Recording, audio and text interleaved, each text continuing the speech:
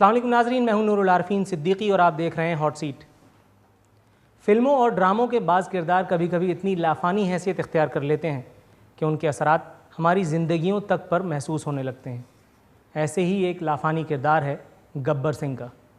آج میرے ہتھے چڑھ گئے ہیں کراچی پولیس کے گبر سنگھ، انکاؤنٹر اسپیشلسٹ چودھری اسلم صاحب۔ آئیے ان کا انکاؤنٹر کرتے ہیں۔ السلام علیکم سر۔ وعلیکم، کیسے مزاج ہیں؟ ٹھیک ٹھاک، خیریت سے۔ سر آپ کی ڈیفینیشن اگر میں لینے جاؤں تو آپ ہیں کیا؟ وردی والے، ایک ایماندار پولیس افسر، یا ایک سیاسی جماعت کا جیالہ؟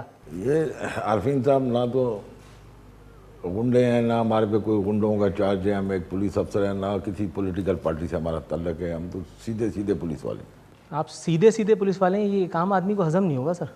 سر آپ کے ہاں سیدھا پولیس والے ہونے یہ سیدھے پولیس والے نے جتنے ٹیڑھے ٹیڑھے کام کیے ہیں اس کو کیا کہیں گے آپ؟ نہیں، آپ دیکھیں، آپ نے جتنی بھی ڈیفینیشن دی ہیں، آپ یہ بتائیں کہ اچھا کام کرنے کا اگر یہ مقصد ہے کہ وہ غنڈہ ہو جاتا ہے، وہ کسی پولیٹیکل پارٹی کا ہو جاتا ہے، تو ہم نے تو اوور آل جتنے بھی کبھی ذات برادری کی بات ہی نہیں کی، اوور آل ملزمان کو پکڑا ہے۔ اچھا، ایک لوگوں کے ذہن میں سوال ابھرتا ہے، کل تک 100 روپے میں رشوت لینے والا ایک معمولی ASI آج اتنا انفلوئنشل، اتنا با اثر SSP بنا ہوا ہے۔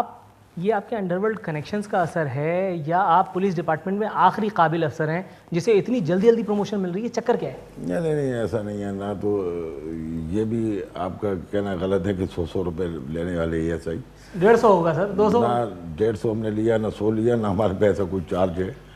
اور یہ اپنی محنت سے، رات دن کی محنت سے، لگن سے۔ اچھا، ویسے پولیس والوں کو دیکھا ہے رات میں زیادہ محنت کرتے ہیں، مطلب رات میں زیادہ آسانی شکار گھیر لیتے ہیں؟ نہیں، شکار سے کیا مراد ہے؟ ہم تو جو بھی جرائم پیشہ ہے اس کو رات کو پکڑیں، دن کو اس کی انفارمیشن ہو اس کو دن کو پکڑتے ہیں، رات کی انفارمیشن رات۔ اور یہ بڑے بڑے دہشت گردوں کو ہم نے پکڑا، نامی گرامی دہشت گردوں کو ہم نے پکڑا، اس وجہ سے پروموشن بھی ملے، اور مجھے ہی نہیں ملے، باقی جن لوگوں نے کیا ان کو بھی ملے۔ اس وقت کراچی پولیس میں لٹرلی آپ کے نام کا ڈنکا بج رہا ہے، ہر کوئی آپ کے گن گاتا پھر رہا ہے، چاہے آپ پازیٹیو سینس میں کہیں چاہے آپ نیگیٹو سینس میں کہیں۔ لیکن کچھ اور بھی تو کبھی افسران تھے جن کے نام کا کبھی توتی بولا کرتا تھا، آج ان کا نام بھی کوئی نہیں لیتا۔ چودھری اسلم کا کیا حشر ہوگا، کبھی سوچا ہے؟ نہیں، حشر کیا ہوگا؟ حشر تو وہی ہے جو اللہ پاک کرتا ہے۔ اللہ کے نزدیک بالکل ایمانداری سے اپنا کام سر انجام دے رہے ہیں، جو ہماری ڈیوٹی ہے ہم وہ کر رہے ہیں۔ آپ کی ڈیوٹیوں میں کیا چیز شامل ہوتی ہے؟ ہماری ڈیوٹی یہی ڈیوٹی ہے نا، جیسے ابھی ہم اینٹی ایکسٹریمزم سیل میں جتنے بھی ٹیررسٹ ہیں ان کو ہم پکڑتے ہیں، اگر یہ پکڑنا جرم ہے یا اس سے کوئی اشر ہوتا ہے تو وہ اشر 100 مرتبہ ہو۔ ظفر بلوچ صاحب کے مطابق آپ وردی والے ایک کرمنل ہیں جو ارشد پپو گینگ کے لیے پیسے لے کر جرائم کرتے ہیں، وردی میں جرائم۔ اگر یہ بات، اس اسٹیٹمنٹ کو میں صحیح مان لوں تو بیک وقت 2 نوکریاں کرنے کی کتنی تنخواہ پاتے ہیں آپ ہر مہینے؟ اچھا، اب آپ نے کہا کہ کس نے کہا ہے یہ؟ ظفر بلوچ صاحب۔ اچھا، پہلے تو اس کی خود کی کریڈیبلٹی دیکھیں نا کہ اس کی کتنی کریڈیبلٹی ہے۔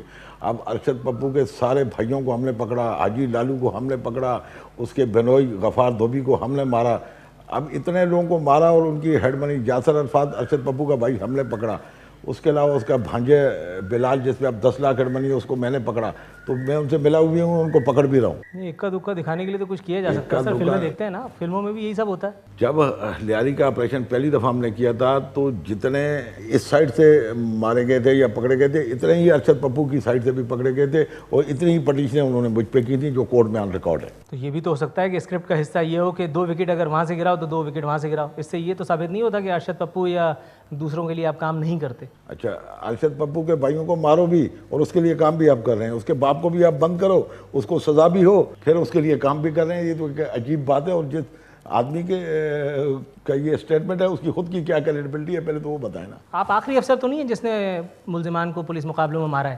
آپ کو اتنی سیکیورٹی، اتنا VVIP protocol, bullet proof, bomb proof گاڑی کیوں مل گئی؟ آپ رحمان ملک صاحب کی خالہ کے لڑکے ہیں یا IG صاحب سے آپ کی زیادہ بنتی ہے؟ باقی کو تو کچھ نہیں ملا۔ سب پولیس افسروں کو جنہوں نے کام کیے ان کو گاڑیاں بھی لوگ دیتے ہیں، ان کی سیکورٹی کا بھی خیال کرتے ہیں، جتنی تھریٹ مجھے ہے اتنی شاید ہی کسی کو ہو، اس کے باوجود بھی میں کام کرتا ہوں تو ظاہر ہے مجھے لوگ دیتے ہیں۔ لیکن کتنے ایسے افسران ہیں جن کو بلٹ پروف، بم پروف گاڑیاں ملی ہیں، اتنا پروٹوکول ملا ہوا سر؟ مجھے کون سا پروٹوکول ملا ہوا ہے؟ بم پروف گاڑی تو ہر آدمی کے پاس ہے۔ بم پروف گاڑی ہر ایک کے پاس ہے؟ बख्तर बंद भी बम प्रूफ है कलमा भाई। पढ़ के कसम खा सकता हूँ सर, मेरे पास बम प्रूफ तो छोड़ दें आप, मेरे पास तो साइकिल भी नहीं है।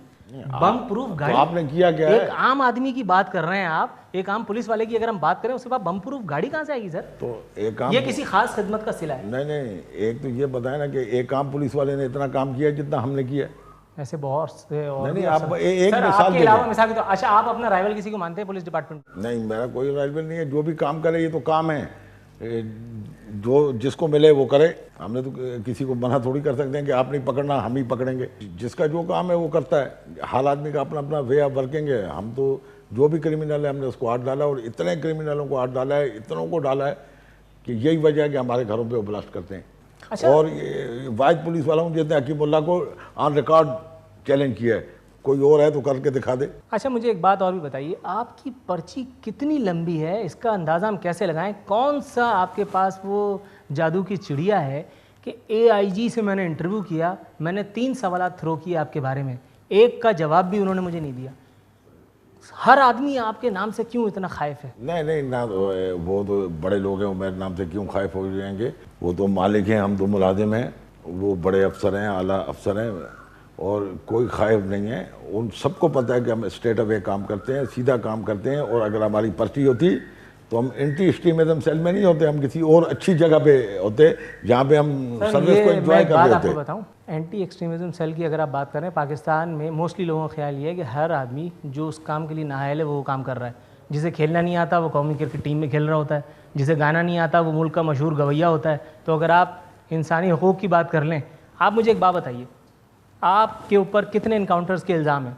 उसके बावजूद गवर्नमेंट ऑफ पाकिस्तान की जानिब से आपको इंसानी हुकूक़ के अवार्ड के लिए नामज़द करना और फिर वो अवार्ड देना, इंसानी हुकूक़, पुलिस डिपार्टमेंट और ख़ुद आवाम के साथ एक भद्दा मजाक नहीं है? ये हमारे मुंह पे तमाचा नहीं है? सर, जितने भी इंसानी हुकूक़ के लिए हमने काम किया, ऐसे जालिमों को मारा, ऐसे दहशत गर्दों को हाथ डाला कि हमारी ज़िंदगी जीरन हो गई। आप ये नहीं देख रहे कि हमारे पे पाकिस्तान की ज़मीन तंग हो गई। आप मुझे उससे पूछ के दिखा देंगे मेरा घर है, मैं आपको क्या, मैं किसी और को भी नहीं बताऊंगा, मैं अपने किसी करीबी आदमी को नहीं बताऊंगा, मैं किसी महफिल में नहीं जा सकता, मैं किसी शादी में नहीं जा सकता, मैं किसी जनाजे में नहीं जा सकता। तो हमने तो ये सब पाकिस्तान के लिए किया, और उन जालिमों लोगों के लिए किया जिनके खिलाफ अगर बाप के सामने उसके बेटे को मारा है तो वो उसके खिलाफ बयान नहीं दे सकता। उस आदमी के साथ हमने इनकाउंटर किया, उस आदमी को हमने गिरफ्तार किया, उन आदमियों को हमने सलाखों के पीछे डाला। सर, लेकिन जो प्रोटोकॉल आप एंजॉय कर रहे हैं, जो लेवरेजेस आपको मिली हुई हैं, एक कौन सी SSP मिली की है?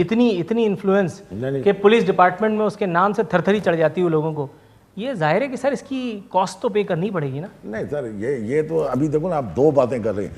आप एक तरफ तो ये कह रहे हैं कि जो लोग नायल होते हैं उनको उस जगह पे रख दिया जाता है मोस्टली इन अच्छा, मोस्ट अब केसेस। अगर हम नायल हैं तो हमें रखा है, तो हमने तो कारकर्दगी करके दिखाई है, हमने तो करके दिखाया। ये नहीं है कि ये तो चीज़ें सब रिकॉर्ड पे हैं, मुल्ज़मात भी रिकॉर्ड पे हैं, जेलें भी आपके सामने हैं, कोर्टें भी आपके सामने। और फिर आपने कहा कि मुझ पे इल्ज़ामात हैं इनकाउंटर के, मुझ पे कोई भी इल्ज़ाम नहीं है इनकाउंटर का, है तो बता दे। कोई इल्ज़ाम आपके ऊपर? कोई भी नहीं है। चलें, आपने बात की रहाइश की। मेरे नज़दीक अगर आप आरफीन सिद्दीकी की बात कीजिए तो 2 तामीरात की बड़ी अहमियत है ख़ास तौर पे, एक ताजमहल और दूसरे डिफेंस फेज़ 8 में जो आपका बंगला बना हुआ था उसका। वो ताजमहल बनाने वाला बादशाह था, उसके पास इतना पैसा था, उसने बना लिया। ये पुलिस का एक SSP डिफेंस फेज़ 8 का बंगला कैसे अफोर्ड कर सकता है? आपकी तनख्वाह कितनी है ये मुझे बताइए। अच्छा, अब बिल्कुल आपने अच्छी बात की। ये तो आपने बहुत सारे लोगों से सवाल किया, ये मेरे दिल में भी था कि आप मुझसे पूछें और मैं आपको बताऊं। एक तो मुझे मेरे भाई 7.5 करोड़ रुपए हेड मनी मिली है, जो किसी को भी नहीं मिली होगी। किसकी? मुल्ज़मान के सरों की कीमत जो गवर्नमेंट लगाती है, मैं नहीं लगाता। एक तो मुझे वो कीमत मिली। उसके अलावा हमारा कारोबार है एबटाबाद में, और एबटाबाद के बल्कि सरहद फ्रंटियर के सबसे बड़े टैक्स पेयर हैं हम लोग, और वो चीज़ें रिकॉर्ड पे जब बोलेंगे दिखा देंगे। सरहद के सबसे बड़े टैक्स पेयर हैं। मेरी वाइफ बिजनेस करती है वहाँ पे, हमारी वहाँ पे सोप स्टोन की कानें हैं। मतलब खुदाई फौजदार बनने का शौक़ क्या बचपन से ही था कि जब इतना वेल सेटल्ड कारोबार छोड़ करके अपनी जान को यहाँ अजाब में फंसाया बाप? नहीं, ये भी एक तरीका है, नौकरी है, इज्जत है, इससे हमें इज्जत मिली है, बहुत इज्जत मिली है, और मैं नहीं करूँगा तो कोई और करेगा। ये तो अच्छा ऐसे ही छोड़ दें कि ये मारते रहें, लोगों को लूटते रहें, सब कुछ करते रहें, कोई दहशत गर्दों को पकड़े तो वो बदनाम हो जाए। ठीक नाजरीन, तल्ख़ व शीरीन गुफ्तगू को सिलसिला जारी रखेंगे मगर एक वक्फ़े के बाद।